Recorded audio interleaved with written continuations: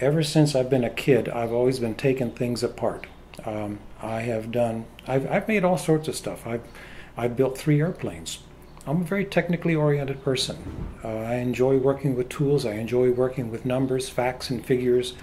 I have a scientific mind. I think scientifically. And so I was working for the Cessna Aircraft Company as an inspector. Layoffs came. I got laid off. I was trying to figure out what to do with my life.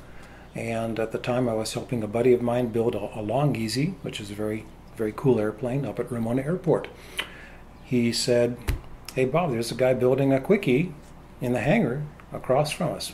I walked over, introduced myself to him, and we got to be friends. It turned out he was in the appliance repair business. He fixed appliances. And he was an elderly guy, too. Elderly, so he's getting ready to retire.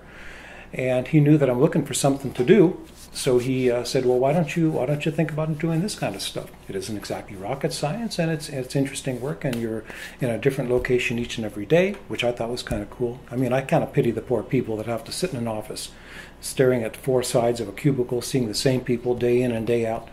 With me, it's interesting. I drive to a different location. I'm in a different part of town every single day. I'm in several different parts of town during the same day.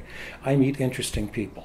I meet sometimes not so interesting people, but that's what makes it interesting. It's the variety. Something is always turning over, something's always new, something's always different. And I'm good at what I do. I've got a very logical mind. I'm technically oriented toward this kind of stuff.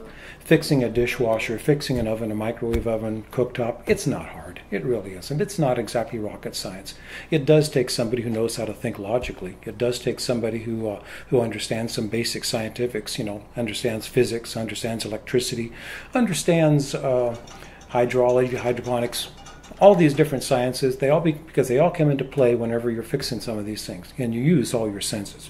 You use your senses, you use your smell, touch, sight, hearing. It all gets used, so it's a very, very tactile, it's a very hands-on kind of a business. Interesting work.